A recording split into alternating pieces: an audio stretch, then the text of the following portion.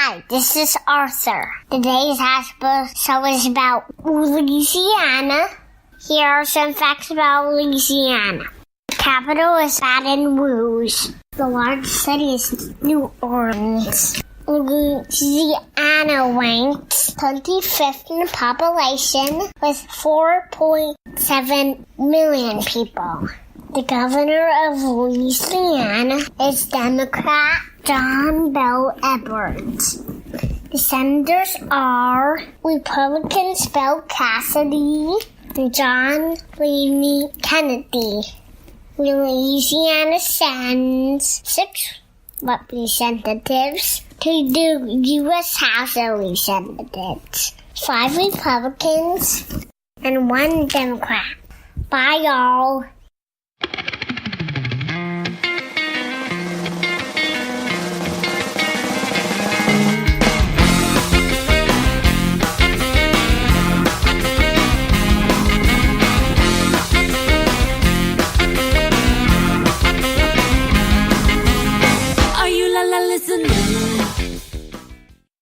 Hey everybody, this is Kelly with Two Broads Talking Politics. I'm here with my co-host Sophy. Hey Sophy.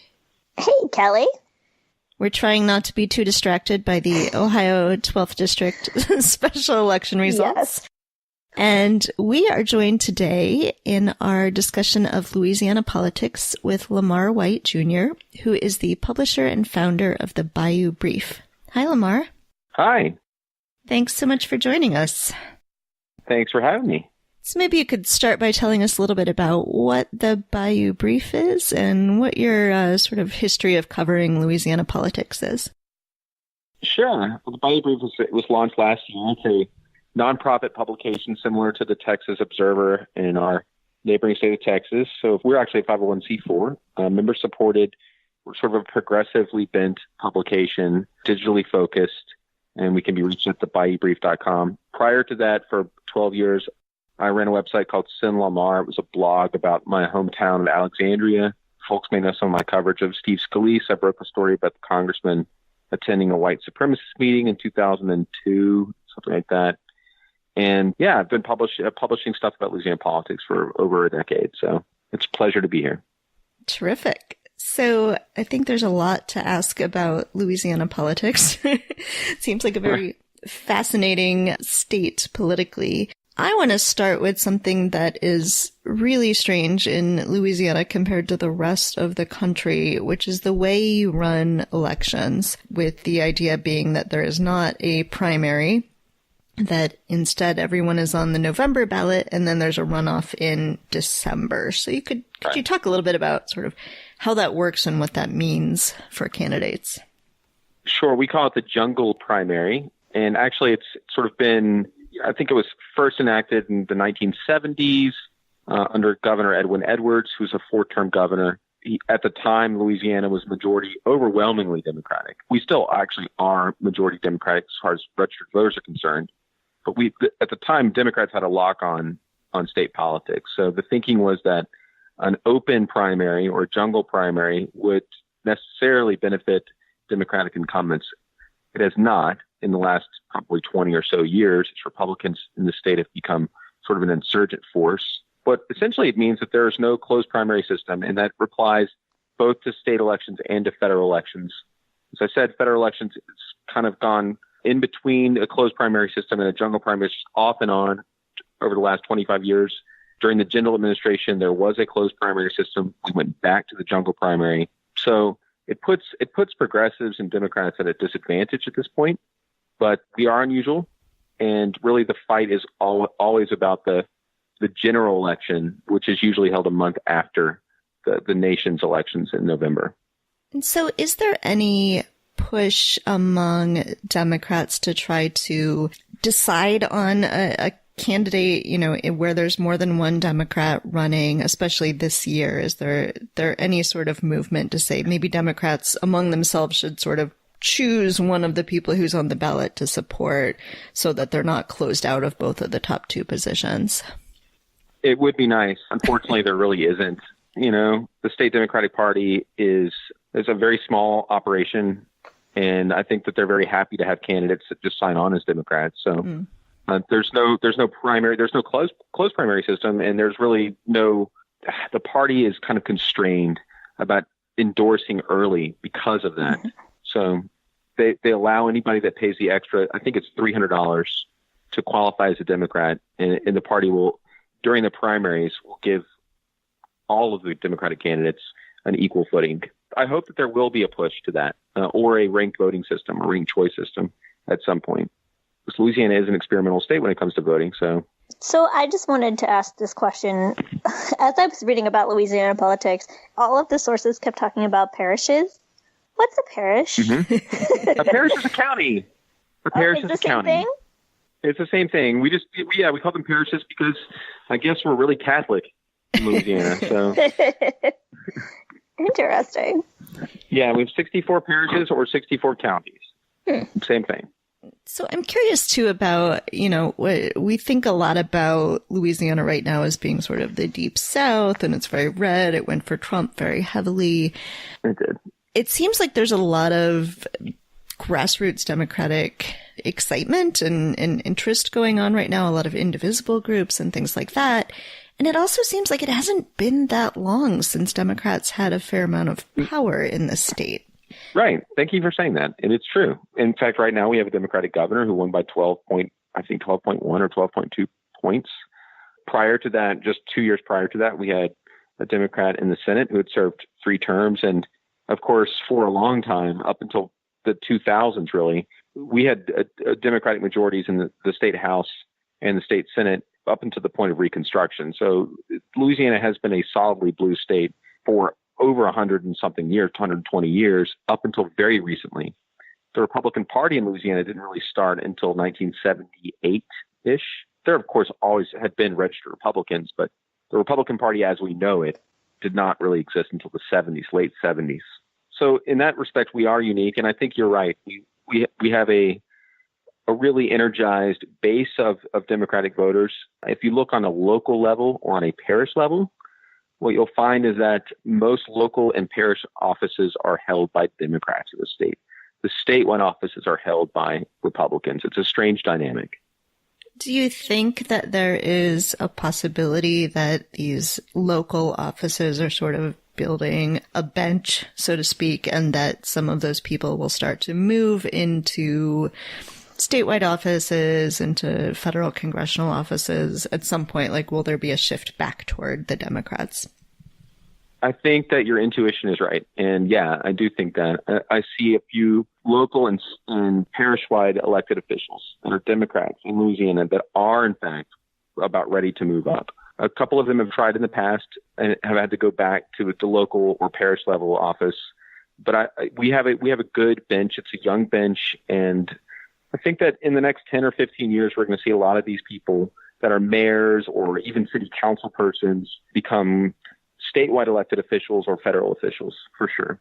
Are the Democrats who are in power, at least at the local level, are they progressive Democrats, or, is there a balance that Democrats in Louisiana have to make that in some ways they're more conservative than you might expect of Democrats in other places? That's a good question. I mean, it just depends on what issues you're talking about. Obviously, we're an oil and gas state. So on energy and climate change, what you'll find is that a lot of Democrats probably lean more conservative on those issues than most people in the National Democratic Party. I would say the same thing is true with issues like abortion and the death penalty, although the death penalty, the Catholic Church just recently said the death penalty is off the table. But we are a slim majority Catholic state. Of course, southern Louisiana is majority Catholic, entirely majority Catholic. So abortion is another one of those issues that, for example, we have a pro-life Democratic governor. But when it comes to living wage and equal pay and Medicaid expansion and a whole host of other issues, you will find that Democrats in Louisiana are just as progressive as folks in, Los Angeles or San Francisco. So it really depends on the issue you're talking about. So you mentioned the Democratic governor. What kind of dynamic is that? So there's a Democratic governor, but there's a Republican lieutenant governor, Republican secretary of state. Republican Attorney General. Yeah, State House and State Senate are Republican majorities. Does the Democratic governor have any real power? What does that dynamic look like? So before he came into office, traditionally, the governor, no matter what the governor's political party was, the governor would choose his Speaker of the House. It was just kind of sort of an unofficial privilege that the governor always enjoyed. Mm-hmm. When John Bel Edwards, the Democratic governor that was elected in 2015, we saw a pushback by Republicans, and they essentially blockaded him from appointing his chosen pick for Speaker. And in the last 2.5, 3 years, there has been a lot of really hyper-partisanship in Louisiana legislature. It's a strange dynamic because on one end, the governor, he's meeting with ALEC, the conservative group. Donald Trump and him have met multiple times. But if you hear from Republicans here in Louisiana, the Republican operatives, they'll basically characterize him as a far left radical. So I'm not really sure if that's a great answer to the question. It's just it's a strange dynamic. Mm-hmm. The governor here is caught both ways. So the governor did opt to take the Medicaid expansion, correct? Yes. Yeah. Has that been a popular action in Louisiana? Sort of what's been the politics around that? It's been hugely popular, without any question. It's been hugely popular. It's led to, I think at the last count, it was about 467,000 new insured people here in Louisiana, which is about 10% of the population. It's huge. It's had a multi-billion-dollar economic impact. Tens of thousands of jobs have been created or saved. And it's worth remembering that when the governor ran for election in 2015, he faced 3 Republican challengers, all credible Republican challengers. And all 3 of his Republican challengers also pledged to accept the Medicaid expansion funding. So this is something that has a bipartisan consensus behind it. There have been a few people like the Attorney General, who I think has ambitions on higher office, who have politicized this and I think have distorted the facts. There's another state senator named Sharon Hewitt who also just completely misses the point and has distorted the facts. But aside from those two, who both have political ambitions, I think the polling suggests it's been wildly popular, upwards of 70 to 75% approval. So in Louisiana this year, you do not have a governor race or state house or state senate races. Those are all coming up in 2019. Right, off years, yeah. So what sort of turnout do you expect? And there's no Senate race in the state this year.